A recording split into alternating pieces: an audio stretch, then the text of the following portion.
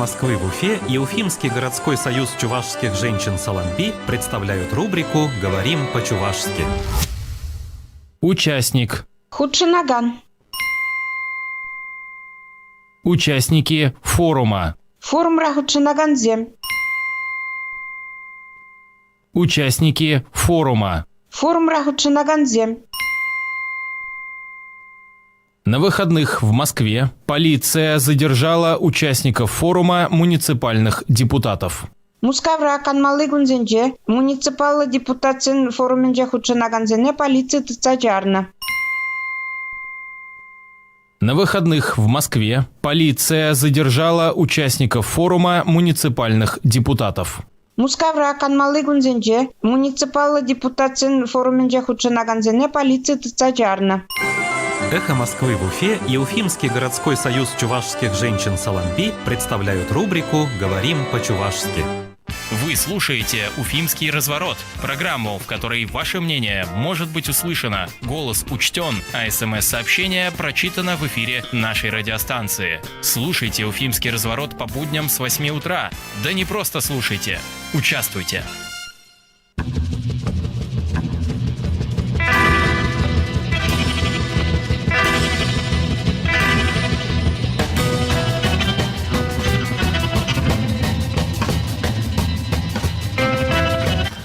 Доброе утро, дорогие друзья! На «Эхе Москвы» в Уфе начинается Уфимский разворот, и сегодня мы вас приветствуем в новом составе. Мой сегодняшний соведущий Разиф Абдуллин. Добрый день, доброе утро. И меня зовут Руслан Валиев, а также Никита Полянин за звукорежиссерским пультом на своем боевом посту. Надо сказать в начале дежурные вещи о том, что у нас есть прямая трансляция в Ютубе, там уже работает чат, где мы вас приветствуем, а также у нас есть номер для СМС-сообщений, сообщений в WhatsApp и Телеграме. +7 927 304 10 51. Сегодняшний наш эфир будет традиционным в смысле плана и схемы, обзор прессы, фрагмент вчерашнего эфира. Кстати говоря, в наш эфир, в нашу сетку вернулась программа «Послесловие» с Азаматом Саитовым. Вчера был эфир. Гостем нашего коллеги был политолог Николай Евдокимов. Фрагмент послушаем. На одну из тем этого фрагмента мы поголосуем, уйдем на новости. Во второй части с удовольствием пообщаемся с нашим гостем, с директором Башкирского государственного театра оперы и балета Ильмаром Альмухаметовым. И поговорим не только про искусство. Конечно, конечно. Дело в том, что вчера в Театре оперы и балета открылся мобильный пункт вакцинации вакцины «Спутник Ви» против коронавируса, и нам это очень интересно. Мы хотим узнать, как он первый день себя показал, и поговорим не только об искусстве, естественно. Любопытно, что эта точка открылась в театре, да? В центре вроде удобное место, но почему именно в театре, мы как раз выясним. Так, ну что ж, и сразу переходим к обзору прессы. Так, позволю себе начать с нашей статьи на «Эхе Москвы» в Уфе, которая касается темы объединения БГУ и УГАТУ. В Башгосуниверситете настаивают, что широкого обсуждения вопроса объединения с УГАТУ до сих пор не было. Всю предысторию рассказывать не буду, лишь из последних. В пятницу минувшую Ради Хабиров с Александром Сидякиным и Николаем Морозкиным, ректором БГУ, провели встречу трехстороннюю, обсуждали. И об этом написала пресс-служба главы республики. Башинформ потом написал, что, в общем, там звучали аргументы «за». И сам ректор якобы заявил, что после обсуждения в коллективе большинство уже высказались «за». Ну, казалось бы, может быть, да, ректору виднее. Но почему-то стали поступать в наш адрес сигналы, что на самом деле вот этого широкого обсуждения и уж тем более какого-то конкретного голосования, которое можно бы почитать, не было до сих пор. И не было ученого совета, который на самом деле должен это решение принимать. Разбирались в теме, выясняли. Я услышал, что ученый совет, возможно, состоится 31 марта, вот уже скоро, но пока повестки дня туда еще никто не утверждал, хотя все ждут, понятно, что этот вопрос там будет вынесен, вот, но как бы ситуация до сих пор остается противоречивой. В наш адрес поступают уже, надо сказать, и положительные сигналы с точки зрения объединения. Например, в разделе «Блоги» на нашем сайте есть текст заведующей кафедры генетики и фундаментальной медицины БГУ Эльзы Хуснудиновой, которая высказалась за этот проект. Но пока в море, скажем, негатива, который поступает, вот опять же в наш адрес, я сейчас имею в виду то, что в нашем находится в поле зрения, это высказывание «за», оно скорее исключение, чем правило. Но опять-таки мы открыты для всех, если у кого есть желание, у сотрудников, у профессуры, соответственно, высказаться как в эфире, так и в виде текстов, пожалуйста, добро пожаловать, как нас найти, знаете. Тебе не кажется символично, что предполагаемое будущее название этого объединенного вуза, сокращение, получается аббревиатура «Бунт». Есть здесь какая-то магия. Я, если честно, вообще удивился, когда, неужели... Башкирский университет науки и технологий. Все же знают, что любое длинное название всегда используется в качестве аббревиатуры, а тут как будто не думали об этом, когда вот это вот предлагали. Да, это достаточно интересно. А я бы хотел рассказать о том, что, на мой взгляд, состоялась интересная встреча. Встретились два мэра Уфы, нынешние и бывшие, Сергей Греков и Эрик Елалов. Об этом написали несколько СМИ. Мне вот интересна была позиция «Правда ПФО». Они потому что более глубоко копнули об этом. Там речь в том числе зашла о том, что Эрик Елалов попросил, поручил, как в кавычках, нынешнего мэра Сергея Грекова, заняться проблемой химпрома. И там была озвучена дата, что к 2025 году общими усилиями, надеюсь, проблема шламонакопителя химпрома будет решена, сказал Елалов. Мне кажется, достаточно слишком оптимистичное заявление. В такие сроки такая глобальная проблема, мне кажется, не будет решена. Да, с учетом нашего опыта и тому, что мы в данном конкретном случае не видим конкретных вещей, где, решение, закладывание в строчку бюджета хотя бы тех самых сумм, которые там нужны, а суммы там нужны, насколько я понимаю, миллиардные. Миллиардные, конечно. То, что Елалов эту тему так или иначе муссирует, это, конечно, хорошо, это мы приветствуем. Он, кстати, и в наших эфирах каждый раз буквально за последние 2 года об этом говорил. Но надежд мало, согласен. Еще одну статью «Эхо Москвы» в Уфе хочу отметить. Это, по сути, по итогам вчерашней оперативки. Ради Хабиров призвал правительство и жителей Башкортостана не расслабляться в отношении коронавируса и активнее прививаться. Как всегда, наиболее интересная часть оперативки – это какие-то такие эмоциональные высказывания Ради Хабирова, которые он озвучивает где-то в начале, не по бумажке, скажем, да. То есть, если сравнить его выступление с докладами министров, профильных, по транспорту, медицине и так далее, самое интересное именно здесь. Я процитирую, как он призвал помогать в продвижении идеологии вакцинации. Фанур Мухаремович, я думаю, вам тоже надо потихонечку кнопочку включать, пропаганду чуть-чуть побольше объяснять людям. Знаете, как мы ведь живем в довольно лживом мире, где тысячи интересов сбиваются, и сознательно или несознательно люди... идут потоки лжи. Что касается нашей вакцины, похоже на всемирный заговор, чтобы опорочить и дискредитировать ее. Ты знаешь, на фоне последних событий в Европе, когда разворачиваются споры вокруг другой вакцины, AstraZeneca фирмы, и некоторые, даже, по-моему, итальянские власти задумались о том, чтобы российскую вакцину у себя использовать, мне кажется, здесь тут можно задуматься еще об этом. Так я в этом смысле не разделяю мнение тех скептиков, которые, прям ни в какую не готовы подобраться. У меня многие коллеги на федеральном эхе, наши слушатели наверняка знают, еще до Нового года успели привиться, себя чувствуют прекрасно и не мучаются, скажем. Наш коллега Айдар Ахмадиев, который на этой неделе, кстати, в отпуске, обратите внимание, он тоже уже прошел 2-ю стадию вакцинации еще неделю назад и тоже чувствует себя хорошо. Поэтому, в общем-то, я предлагаю тоже это делать, особенно если у вас есть на то, как говорят, производственная необходимость. Я бы хотел обратить внимание на публикации насчет вчерашнего визита недовольных платой за отопление жителей в Дом правительства. Очень мало информации, она такая скудная. По-моему, только не местное издание «Русньюз» вело прямую трансляцию оттуда, на видео. Так. И самое главное, что до сих пор непонятно, добились ли жители того, что они хотели. То есть, будет ли личная встреча главы региона Ради Хабирова с ними. Это та же группа с Альбертом Рахматуллиным? Да, та же группа. Насчет Альберта Рахматуллина, я не знаю, я не успел посмотреть, он там был или нет. Я заметил другие лица, там из движения «Республика» я видел, некоторых общественных городских. Одна информация была скудная где-то, но не подтверждена, что якобы на этой неделе все-таки Ради Хабиров решил провести с ним встречу, но я других подтверждений не видел. Да, эта тема, конечно, любопытная. Она вообще очень показательная, скажем так, да. Здесь, с одной стороны, я наблюдаю, что вроде как лично Хабиров и республиканские власти где-то готовы к диалогу, но есть такое ощущение, что у них ресурсов, что ли, на это нет, имея в виду политической силы. Законы, мне кажется, нормативы, все-таки власть напрямую не сможет тарифы там сразу снизить или что-то, это достаточно... Волевым решением, то есть нельзя это сделать, для этого нужны какие-то, как минимум сроки нужны, да, то есть побольше времени. Так, ну, как говорится, ждем информации от активистов и, соответственно, вам, друзья, сообщим об этом. Вот. Ну, вот, правда, ПФО упомянули, я еще хочу вернуться к тому, о чем мы, в принципе, вчера уже говорили, просто здесь более подробно. Хабиров привез Кумертау позитивную повестку вместо очистных сооружений. Подробная статья о том, что происходило на выходных и связано с визитом главы республики на вот вертолетный завод. Здесь, опять же, напоминается, что вот дополнительные деньги завод получит благодаря тому, что будет у него новый заказ в пользу республики. И, в общем, рассуждается на тему того, как ведется экономическая политика, в принципе, в республике, и как Хабиров, по крайней мере, декларирует и показывает вот это вот стремление поддержать местного производителя, и что из этого может вылиться, соответственно.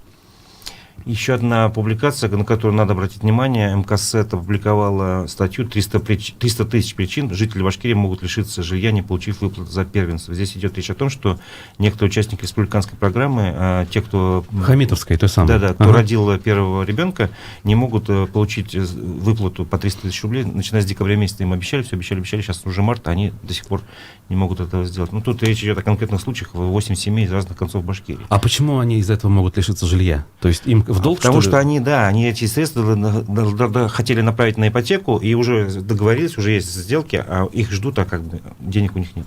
Ну, кстати, надо отметить, что вот это единственный случай, единственная программа, в которой лично мне удалось успешно поучаствовать и, более того, получить вот эти самые 300 тысяч рублей в 2017 году, когда это все было в разгаре. Ну, кстати, скажу, что тогда уже это все производило неблагоприятное, скажем, впечатление. Кругом были какие-то вот эти проволочки, затяжки, бардак какой-то, непонимание происходящего со стороны конкретных исполнителей и чиновников Госкомстроя на тот момент, по крайней мере, они этим занимались. Но вот еще, получается, люди остались, которые по закону должны получить, но до сих пор не могут. Ну, там, конечно, чиновники говорят, что эту ситуацию исправят, но конкретным лицам, семьям от этого не легче. Так, есть еще? Да, в принципе, почему нет? В принципе, вот я думаю, об этом поговорим во второй части программы про вакцинацию в театре, но тем не менее, очень замечательный репортаж уже успели коллеги наши выдать о том, как прошел этот первый день, это УФА-1. И на заголовок интересный: воруют ручки, спорят в очередях, как в Уфе проходит вакцинация. То есть там... Ну, у нас иначе же не может. Когда что-то где-то раздают, где-то очередь возникает, обязательно надо что-нибудь схватить со стола. Ну, ажиотаж был, то есть люди там на самом деле пришли, и вот подробности, я думаю, узнаем у нашего гостя. Да, обязательно. А вот еще я вижу, отметил ты материал «Комсомольской правды». Доходный дом богослова или квартиры для 200 обманутых дольщиков. Тут речь очень спорная ситуация вокруг дома Зии Камали, известного деятеля. Вот. И как бы тут речь идет о том, что люди заплатили деньги, там уже лет с 8-го года, по-моему, ситуация там не могут решиться, 200 обманутых дольщиков не могут получить свои квартиры. И ситуация сейчас еще больше застопорилась из-за того, что этот дом признали историческим памятником, и вот как бы статья на эту тему. То есть вот вопрос, что на весах: сохранить дом, который признали культурной ценностью, либо все-таки разрешить строительство на этом участке. То есть люди заплатили, а там даже стройка не началась, в принципе, да? А что, если людям деньги вернуть? Нет такого варианта? А там уже сменилась куча застройщиков, которые вот должны были все это сделать. То есть там... и денег, видимо, этих уже и нет, да, уже денег по крайней мере, свободно. К сожалению, такое происходит. Ну что ж, понятно. Заканчиваем обзор прессы, и сейчас послушаем фрагмент вчерашнего эфира программы «Послесловие» с Азаматом Саитовым. Гостем нашего коллеги, еще раз напоминаю, был политолог Николай Евдокимов. Потом поголосуем. Разгон вот этих общественников, муниципальный депутат, да. Я читал материалы всякие и обратил внимание вот на позицию, что очень хорошо, там сказали, что не было там Навального, потому что действительно Навальный как раз-то ведь и перекрывал голоса других разумных оппозиционных течений. Вы согласны с этим или нет? Если мы рассматриваем Навального как лидера определенного сегмента, то, наверное, да, можно говорить. Сегмент Рекунов, сегмент Бузатеров. Навальный лидер авторитарного типа. То есть, несмотря на то, что он может придерживаться там позиций, которые определяются как демократические, но с точки зрения типа политического лидерства, это авторитарный тип лидерства. Ну, можно ли его считать оппозиционером? Он ведь взамен-то ничего, по сути, не предлагает, в отличие от того же Платошкина, который очень многим симпатичен, потому что у него есть какие-то конкретные меры. Мы можем сейчас спорить относительно относительно семантики, как вы говорите, слова оппозиционер, да, но фактически человек, который представляет альтернативу действующей власти, он в любом случае будет восприниматься как оппозиционер. А предлагает или не предлагает, мы можем рассматривать сейчас и многих других политических деятелей, вполне, как вы сказали, лоялистских, но формально относящихся к оппозиции. Предлагают ли они что-то, да? И исходя из этого, можем ли мы их тоже считать оппозиционером? Поэтому в классическом смысле Навальный, конечно, оппозиционер. Я бы назвал бы все-таки бузатером.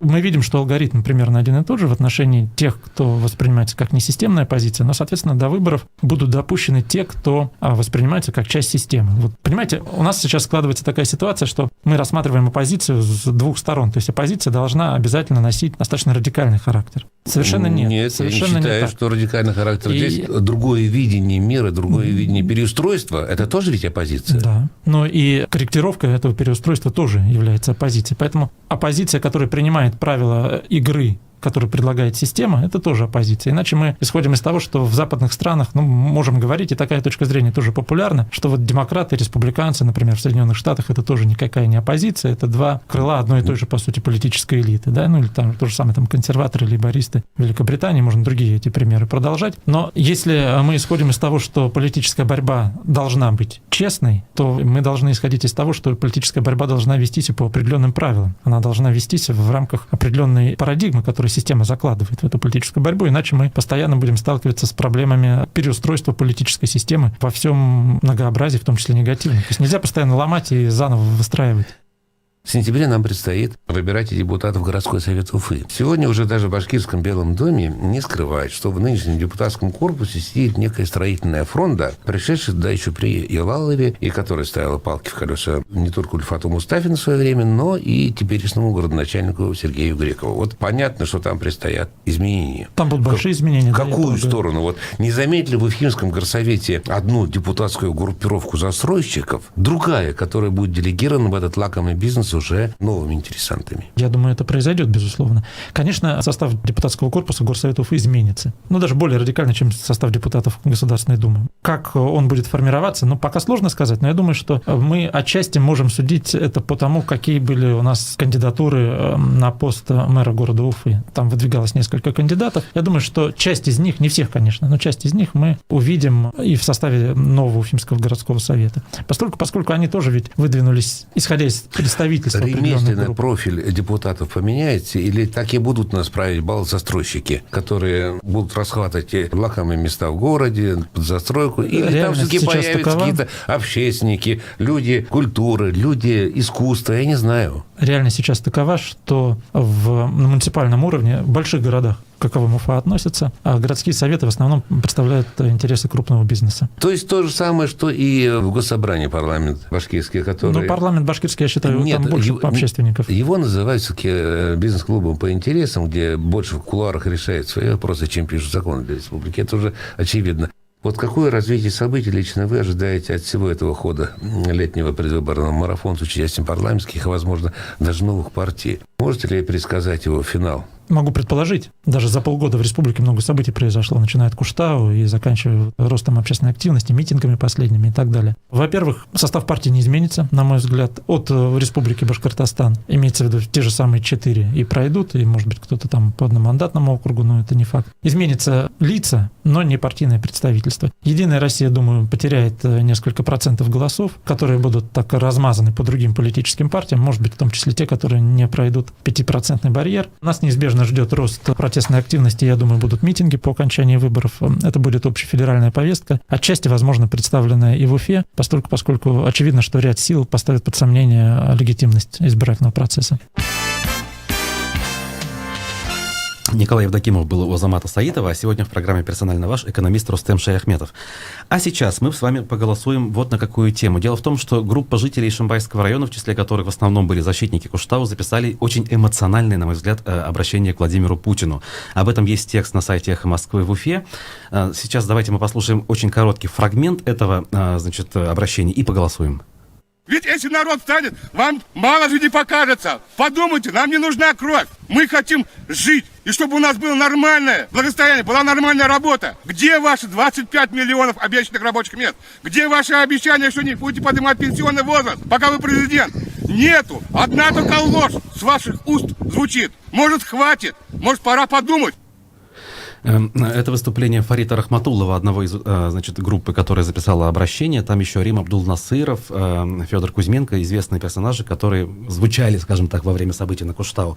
Много там сказано и про события на Куштау, и про репрессии, и вот про то, что благосостояние народа очень плохое, с рабочими местами все плохо. И прямым текстом Владимира Путина обратившиеся обвиняют в том, что тот и его команда причастны к созданию революционной ситуации в стране. Призывают его быть с народом, а не с олигархами, и тогда все получится. То есть как бы даже Путину оставляют шанс. Полностью и текст, и видео можете посмотреть у нас на сайте, а голосование давайте сделаем таким образом. Довольно часто звучат подобного рода обращения к Путину. Не все так красноречивы и эмоциональны, но они звучат регулярно, даже вот у нас в республике. На ваш взгляд, имеет ли какой-то смысл подобная практика, подобного рода обращения, хоть какой-то толк? Не обязательно то, что Путин услышит, а в принципе общественное мнение как-то будет меняться, может быть, из-за этого. Если вы считаете, что есть смысл в этом, то ваш телефон 262 72 47. Если вы считаете, что никакого толку в этом нет, наоборот, скорее всего, тут негатив может быть, могут прийти полицейские в конце концов и какие-то санкции предпринять, то 262 72 48. Голосование. Процесс пошел.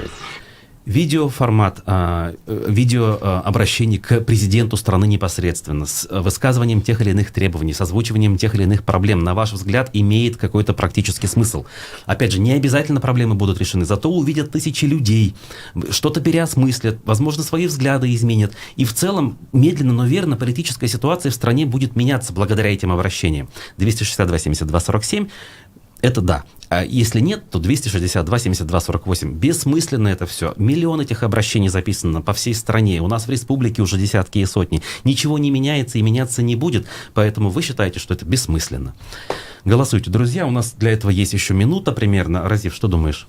Ты знаешь, у меня такое двойственное впечатление. Вот у меня в жизни был такой опыт, что один и тот же человек, уфимец Станислав Чащенко, обращался к Путину после выборов, раз 10, наверное. Вот, и на его примере ничего не изменилось, но все-таки думаю, что смысл имело, потому что люди узнали какую-то правду или мнение о ситуации в республике. Так, нам тут пишет человек 702 в Телеграме. Телефон недоступен. Ай-яй-яй, что-то пошло не так. У нас телефон второго варианта доступен, главное, поэтому у нас 100% голосуют, что это не имеет смысла, а телефон за первый вариант недоступен. Друзья мои, простите, пожалуйста, что-то технически пошло не так. Пишите свои мнения, а мы это голосование, я надеюсь, повторим прямо в завтрашнем эфире в нормальном режиме, когда все будет работать. Еще раз извиняюсь. А мы сейчас уходим на перерыв. Новости федеральные и уфимские. Во второй части эфира поговорим с нашим гостем в студии, с директором Башкирского оперного театра.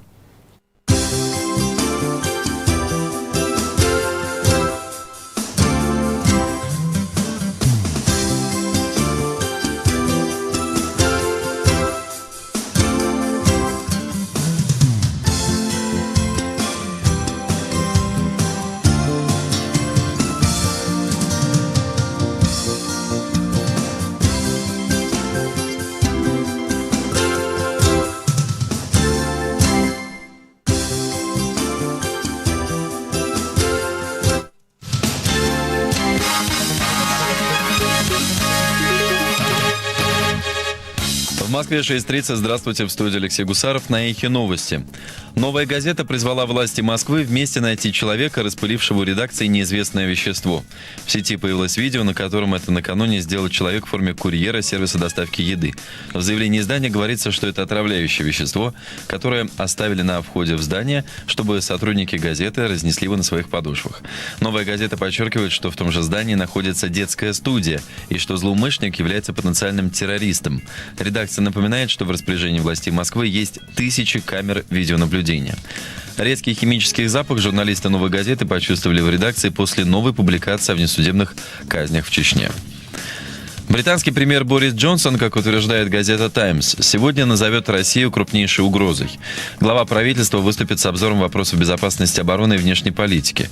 Как пишет издание, в документе, который насчитывает 100 страниц, говорится о частых вторжениях России в водное и воздушное пространство Великобритании, а также о готовности Москвы совершать убийства своих противников на британской земле.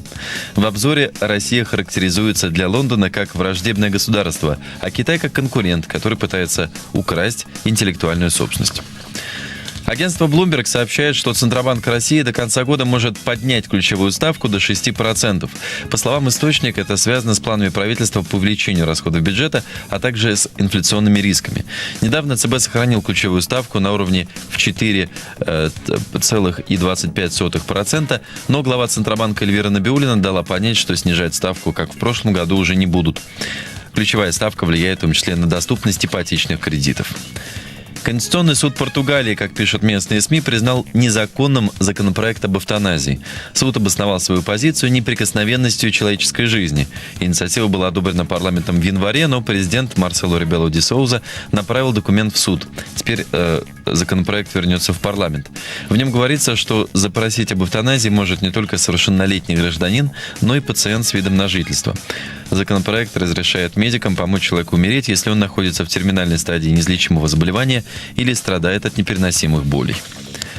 Дмитрий Медведев возглавил президиум Совета при президенте России по науке и образованию. Бывший премьер-министр, а ныне заместитель председателя Совета безопасности, на этом посту сменил помощника главы государства Андрея Фурсенко. Состав Совета увеличен с 40 до 48 человек. В него, в частности, вошли министр науки и высшего образования Валерий Фальков, глава Минздрава Михаил Мурашко, вице-премьер Дмитрий Чернышенко. В указе Владимира Путина говорится, что эти изменения направлены на повышение эффективности государственной научно-технической политики. В Москве +1, днем до 5, местами гололедица. Алексей Гусаров, служба информации, Эхо Москвы. 3, 2, 1.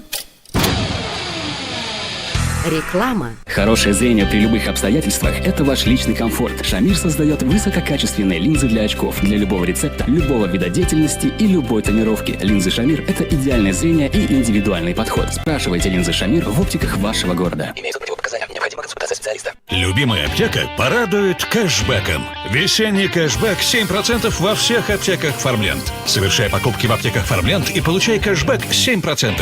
Подробности на сайте farmland.ru. Имеются противопоказания. Требуется консультация специалиста. Срок акции с 10 по 25 марта 2021 года. Премьера в Башкирском государственном театре кукол. 19 марта приглашаем детей и их родителей на спектакль по мотивам башкирских сказаний и легенд «О чем поет орнамент». Впервые на сцене театра кукол зрители увидят все метаморфозы, которые происходили с башкирским орнаментом, начиная с первобытных времен и заканчивая тем, каким он стал сегодня. Начало в 19 часов, категория 6+. Телефон рекламной службы «Эхо Москвы» в Уфе. 216 35 99. Будет реклама, будет и эхо. На то мы и партнеры. —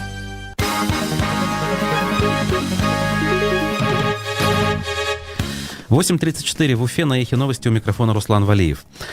Альфа-банк нанял на работу певца Моргенштерна. Об этом сообщает пресс-служба банка. Рэпер стал директором по работе с молодежью. Эту должность ввели специально для него. Алишер настроен на серьезную работу и обещал, что нам не придется за него краснеть. Моргенштерн будет ходить в офис, как и все, участвовать в планерках и отчитываться за результаты, заявил директор по маркетингу и коммуникациям Альфа-банка Алексей Гиязов. По его словам, исполнителю поставлена конкретная цель – привлечь не менее 100 тысяч новых клиентов. В Альфа-банке отметили, что его первый клип уже помог привлечь около 25 тысяч клиентов. Между тем, в Альфа-банке заявили, что учли обратную связь от антимонопольной службы по поводу клипа с Моргенштерном и хотят снять претензии к образу реального сотрудника банка. Напомню, ранее Федеральная антимонопольная служба России открыла дело из-за ролика Альфа-банка с участием певца под названием «Клип за 10 лямов», где рекламировалась карта банка. Ведомству не понравился образ сотрудниц банка, которые появились в кадре в рубашках с чрезмерно откровенным вырезом, который виднеется через нижнее белье. Следователи проверяют жилищников, обслуживающих дом в Черниковке, с которого упал лед на подростка. Следственный комитет проводит доследственную проверку по факту падения льда на 14-летнего ребенка с дома по улице Кольцевая, 27А в Уфе. Проверка проводится по части 1 статьи 238 Уголовного кодекса по оказанию услуг, не отвечающих требованиям безопасности жизни и здоровья потребителей. Инцидент произошел 15 марта. Ребенок госпитализирован. Дом обслуживает управляющая компания ОЖХ Орджоникидзевского района. Следователи изучают наряды на чистку кровли в ЖЭУ-21, к которому относится этот конкретный дом. В свою очередь, жилищники уверяют, что кровлю недавно чистили, а лед мог упасть с кондиционера или балкона. Напомню, 17 февраля текущего года при очистке от снега кровли одного из домов по улице Мира работник ОЖХ Орджоникидзевского района упал с высоты 4-го этажа. Полученные при этом травмы оказались для молодого мужчины смертельными. Между тем, программа капремонта подъездов по сравнению с 2020 годом сократилась в 6 раз. В 2021 году в республике планируют отремонтировать 306 подъездов в 112 многоквартирных домах, расположенных в Уфе, Баймакском и Белебеевском районах. Об этом сообщила исполняющая обязанности министра жилищно-коммунального хозяйства республики Ирина Голованова. Между тем, в 2020 году отремонтировали 2180 подъездов в 697 многоквартирных домах. Это шестикратное сокращение по количеству попавших в программу домов. Все работы планируют завершить до 1 сентября. По программе «Башкирские дворики» в 2021 году хотят благоустроить 140 дворовых территорий против 380 в 2020 году. Как пояснила исполняющая обязанности министра Голованова, общий бюджет с учетом взносов жильцов составит 742 миллиона рублей. До конца марта завершат конкурсные процедуры по выбору подрядных организаций. При этом отмечается, что в 7 городах по итогам торгов из 127 миллионов рублей уже удалось сэкономить 10% денежных средств. К работам планируют приступить уже 1 апреля. И о погоде. По данным сервиса Яндекс.Погода, сейчас в башкирской столице преимущественно ясно и минус 13 градусов. В течение дня температура воздуха повысится до минус 4, будет переменная облачность. Руслан Валиев, служба информации, Эхо Москвы в Уфе. Вы слушаете «Уфимский разворот», программу, в которой ваше мнение может быть услышано, голос учтен, а СМС-сообщение прочитано в эфире нашей радиостанции. Слушайте «Уфимский разворот» по будням с 8 утра. Да не просто слушайте, участвуйте.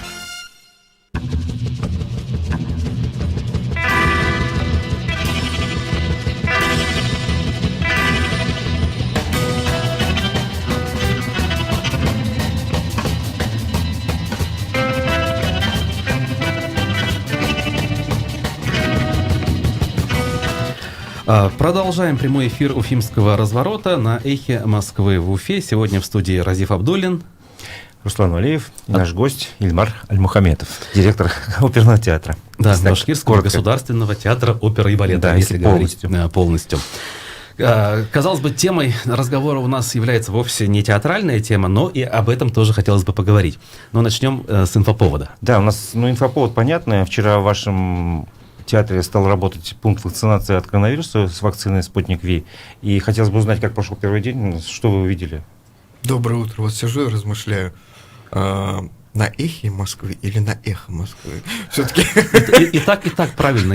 Гуманитарное образование, как бы оно дает о себе знать, и с утра задумаешься над какими-то простыми вопросами, которые тебя начинают почему-то преследовать в течение дня. Я предпочитаю склонять, хотя это не все делают. Вот.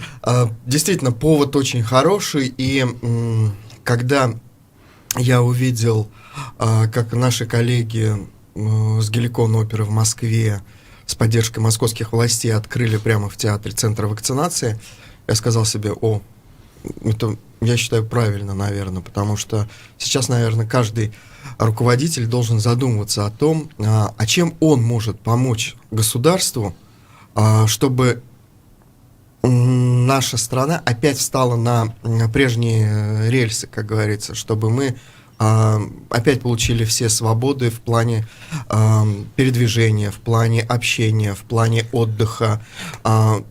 Просто какие-то те блага, которые считались для нас обычными, и в течение 2020 года они просто стали опасными.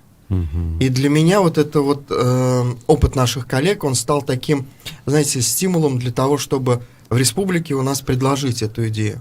Как быстро согласились на вашу идею? Как быстро согласились? Я считаю, что согласились быстро. Аппарат здравоохранения, он сработал достаточно активно в плане того, что как только я с Максимом Васильевичем переговорил на эту тему. Он сказал, да, давай попробуем, но нужно будет согласовать с Роспотребнадзором. Если у тебя помещения, которые подойдут, нужно будет подготовить. Там же еще нужно холодильник установить, да, я понимаю, холодильник установить, который был бы, там минимум минус 18 должно быть на холодильнике, он должен быть с паспортом, и прям там должен лежать термометр. Также это компьютеры должны быть не менее 3, которые были подключены к системе интернет и работали бы в системе Промет, потому что не все, кто приходит на прививку, могут ее сделать, даже будучи здоровым, потому что, в смысле, какие ограничения? Потому что в системе Промет есть твоя медицинская карточка. Могут посмотреть, есть ли какие-то противопоказания. Да, конечно, там заболевания какие-то или еще что-то. Вот, но обязательно это. И вот если говорить о том, что на все согласование у нас ушло где-то практически полмесяца. Приезжал Роспотребнадзор, посмотрел, одно помещение отмели сразу, потому что не подходило по обработке. Нашли вы можете объяснить, откуда надо заходить? С центрального входа. С центрального входа там стоит указатель. На входе термометрия обязательно, выдаются бахилы. Дальше у нас стоят банкетки, на которых можно посидеть, дождаться своей очереди, и уже терапевты принимают, смотрят, вакцинируют. Первый день ажиотаж был? Вы знаете, я, честно, вот не думал, что будет такое количество. И ажиотаж был просто даже работники театра, которые хотели провакцинироваться, они сказали, нет, мы, наверное, потом, потому что очень большой поток. Вчера у нас за день нам привезли больше 100 доз, они кончились, и вот если говорить, что пункт вакцинации работал с 3 до 7, хотя мы говорим до 8, на самом деле до 7, потому что нужно разморозить вакцину в 7 часов вечера, последнюю партию. Полчаса, собственно говоря, она размораживается, потом делает за эти полчаса вот это вот команда прививаемых, она осматривается, вносится в базу, заполняются анкеты, и потом полчаса еще надо наблюдать. То есть вот с 7 до 8 это фактически время... Не было никаких эксцессов? Вот те люди, которые сделали вакцину, через полчаса там с ними ничего не случилось? Нет, не было, потому что в наличии противошоковая аптечка, и все медики, все на месте. А многих отсеивали, не знаете? То есть там были люди, которые сказали, вам нельзя. Вот этого не знаю, честно. Знаете, да? Это уже, видимо, информация у медиков. Нужно знать. И очень приятно было видеть, что люди идут. Во-первых, исторический центр. Во-вторых, транспортная развязка удобная. 2 остановки рядом. Можно дойти...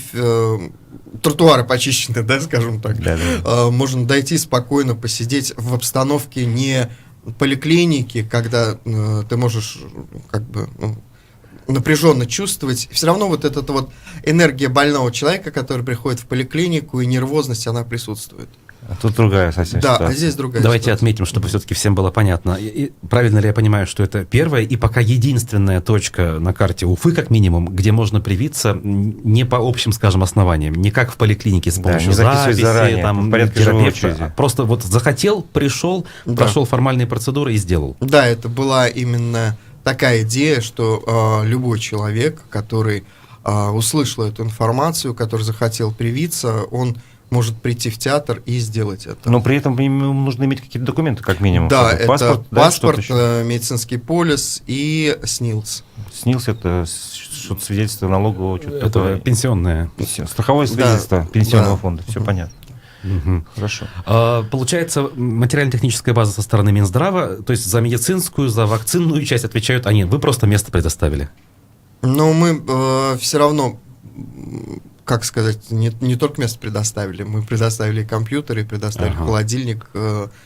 Мы тоже шли на это, потому что понимали, что нужно обеспечить медиков этим оборудованием. Ну, я не могу не задать вопрос, Ильмар, вы сами-то вакцинировались? Конечно. И как себя чувствуете? Замечательно. Вы Я вакцинировался 29 декабря. Вторая вакцина у меня была 19 января. Вот. И у меня не только я вакцинировался, у меня и жена, и дочь, и сестра. То есть мы все. Так как мы не болели, мы не знаем, я медик по первому образованию. Вот. сколько бы ты ни хранился от этой заразы, все равно она тебя настигнет. И ждать, вот сидеть, а как ты перенесешь эту болячку, чем тебе это обернется, какими осложнениями, и вообще выползешь ли ты из этой истории, в каком состоянии. Поэтому для меня и те случаи, когда постковидные миокардиты и тромбообразование, от которого только на моем, как скажем, среди моих друзей, с моих знакомых и наших семейных друзей, 6 человек ушло после постковидных тромбов. То есть они переболели ковидом. Уже выписаны, они уже пошли на работу, у них все было хорошо. И вот представляете, за эти 2 месяца сформировался тромб, и этот тромб оторвался. И я могу сказать, что это люди 25 лет, это люди 35 лет, это уже люди после 40, и люди пенсионного возраста. Вот у меня 6 человек таких. Ну, это как минимум совет нашим слушателям, что нужно принимать антиагреганты, это разжижающие кровь средства, антикоагулянты, по-моему, да, называются? Да, после ковида я разговаривал с кардиологом, он говорит, обязательно, вот после ковида еще месяца 4 нужно принимать эти антикоагулянты. То есть обязательно. Напоминаю, что в гостях нашей студии директор Башкирского театра оперы и балета Ильмар Альмухаметов. Вы знаете, вот ковидную тему хотелось бы закончить, но все-таки я спрошу, вот позади этот год, который сильно ударил, в том числе по театральной, скажем, отрасли, да, не было спектаклей, не было, вообще двери были закрыты. Как вы это время пережили, что вы делали, чем занимались, или просто разошлись по домам и полгода вообще ничего не делали? Как это все было? Ну, как говорится, не было счастья, это несчастье помогло. Использовались формы онлайн-общения со зрителем. Да, так. Зрители офлайн, мы онлайн. И мы научились монтировать свои спектакли. Артисты научились работать на камеру. Мы научились отстраивать звук, свет. То есть вся работа по созданию контента, диджитал-контента, она легла на плечи театров, и практически все театры мира, они начали выходить, выдавать в эфир свои архивные записи, создавать концерты онлайн, какие-то мини, скажем так, презентации своего театра, музея, каких-то акций из дома, общения и какие-то мастер-классы, то есть все что угодно, любой формат общения с твоим зрителем, он приветствовался, и после этого нужно просто было включать обыкновенный менеджерский анализ, а что работает, а что нет. И вот это научило театры понимать, для кого они работают, какой сегмент можно привлечь в театр еще дополнительно.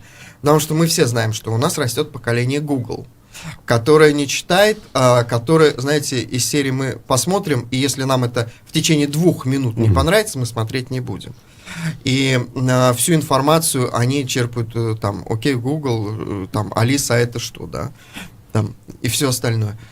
Мы вынуждены жить в реалиях. Вам удалось зацепить это поколение или каким-то образом? Да, у нас начал расти вот этот вот, как сказать, показатель просмотров и показатель людей, которые становятся активными подписчиками на наших социальных сетях и на нашем сайте. И я прямо вижу, когда сейчас мы начали активно работать, заполняемость зала, я вижу, что у нас обновился контингент такой, который приходит в театр впервые и задает вопросы и спрашивает, а вот я видел, там у вас был музей Нуриева, а как в него попасть? Он сейчас работает, задаются вопросы и приходит, а что еще вот, вы можете предложить? Они спрашивают репертуар. Это очень радостно. Я бы хотел продолжить тему от ковидной культурно перейти. Не помешала ли вот эта вакцинация? Я, насколько понимаю, там в 70 часов заканчивается, но тем не менее, у вас уже спектакли в 7 часов тоже. То есть вот на этой неделе же как раз Нуриевские дни будут. Расскажите о программе, во-первых, и насколько это совмещается все. Первый день это у нас состоится спектакль, балет, наш национальный балет, наша какого гордость. Числа? 17-го? Нет, это 16 числа будет «Журавлиная песня». Сегодня? Да, сегодня. И это спектакль, с которого Нуриев заболел балетом, скажем так. Это спектакль, на который мама его принесла, как у него же не было обуви, и мама его принесла как рюкзак на спине на своей. А выиграла-то всего она один лотерейный билет, который давал право прийти в оперный театр. Она привела туда всех детей, всех 4. И вот он пишет в своей книге, что когда я увидел эту люстру, этот занавес, и когда он открылся, я увидел то, что меня поразило на всю жизнь. Вот этот балет «Журавлиная песня». И что самое интересное, что когда он вышел артистом нашего театра на сцену, он впервые вышел артистом именно в балете «Журавлиная песня». Ну, как интересно. Вот. Сегодня этот балет у нас на сцене, его называют башкирским «Лебединое озеро». И завтра у нас будет хореографическое училище имени Рудольфа Нуриева представлять свой гала-концерт. И, соответственно, завершать мы будем 18 числа тоже гала-концертом с участием наших артистов. Скажите, пожалуйста, вот я в январе, если не ошибаюсь, балетной труппе театра присвоили имя Рудольфа Нуриева. Да. Что это означает для театра и для труппы? Что это? Знаете, это уже логично было, то, что нам присвоили это имя, потому что на всех зарубежных гастролях нас представляли Нуриевский балет. Нуриевская труппа. И вот это, наверное, логично, когда бренд земляка и имя используется, скажем так, при представлении его земляков, да, которые гастролируют и представляют искусство башкирского балета. Естественно, потому что смотрят, как они работают, техничны ли они, насколько они музыкальны и какого качества вообще балет. Я могу сказать, что мы входим в 5 лучших оперных домов мира в России, и балетная труппа у нас высочайший уровень. И все критики отмечают, что у нас уникальная балетная труппа. У нас работают выпускники одного хореографического училища. То бишь у нас школа одна, школа Вагановская, которая сформировалась во время эвакуации, во время Великой Отечественной войны, и до сих пор эти традиции живы, сохраняются и передаются по наследству. И педагоги, которые воспитывали этих маленьких артистов в хореографическом училище, довели их до солистов уже балета, они у нас же работают в театре. Очень интересно. Знаете, хотел бы, если мы говорим о Нуриеве, вспоминается то, как, по-моему, в прошлом или позапрошлом году в Казани открыли памятник ему большой. И говорили много, что вот почему в Казани, почему не в Уфе, нам тоже нужен или не нужен. Вот вы что на этот счет думаете? Если нужен, то есть ли какой-то процесс, который идет в этом направлении? Если нужен, то не такой, как в Казани. Так, уже интересно. Потому что у меня достаточно критичное отношение к этому скульптурному сооружению. Как-то, во-первых, оно стоит сзади театра. Во-вторых, оно какое-то очень для меня странное в плане вот задумки. Этот же памятник предлагали сначала нам. Вот. И на тот момент это не сложилось, и я думаю, наверное, и правильно, что не сложилось. Потому что у нас должен быть свой Нуриев в плане того, что он должен органично вписаться в архитектуру вот этого места, которое определено около театра. Это должна быть продуманная все-таки. То есть, если у нас, то впереди, вот на площадке, на тротуаре, условно говоря. Площадка определена около театра, где вот как раз сейчас пока установлен барельеф на здании театра. У нас должен быть все-таки продуманный идет какой-то процесс, как спрашивают Руслан. Да, площадка определена, а дальше... Что на тему, не знаю, какие задумки, сейчас какая ситуация? То есть... Вы знаете, я вот как-то жду, когда мы вернемся к этой теме, к обсуждению, потому что несколько было эскизов по скульптуре Нуриева. Было отобрано, по-моему, 2. Вот, но там нужны были доработки. Нужны были доработки, и сейчас на каком этапе это находится, все же упирается в деньги. Все равно. А есть какая-то дата ближайшая, когда вот можно приурочить к этой дате там, установку памятника? Сейчас можете решить там сказать? Я думаю, что все даты у нас будут теперь направлены к 450-летию столицы, и вот эта дата, она будет таким рубежным, наверное, пониманием того, что мы приобретем в облике Уфы, в новых каких-то арт-объектах. То есть здесь мы будем уже с вами свидетелями Аллаберса. У меня вопрос такой, вот, может быть, как дилетантский. Вот те преподаватели, которые... Рудольф Нуреев же в нашей школе учат, Да. они еще живы? Вы знаете, нет. Нет, да, уже? Нет, потому что он же заканчивал балетную студию при нашем институте, при нашем театре. Вот. И по окончании этой балетной студии, ему было 17 лет, когда он поехал поступать в Вагановское училище. То есть по меркам, так сказать, студента, он был уже, не в контексте, скажем так. И только благодаря тому, что в него поверил Александр Иванович Пушкин, педагог, и взял его к себе в Вагановское училище, то вот это все равно случай. У нас совсем немного времени, буквально до конца 40 секунд. Что касается студентов и их преподавателей, нет ли кризиса в этом направлении? Как у нас, например, про БГУ говорят, да, их нужно объединить, иначе у нас все стухнет. Что вот с точки зрения искусства, балетного, оперного конкретно? Балетное искусство — это хуже, чем спорт.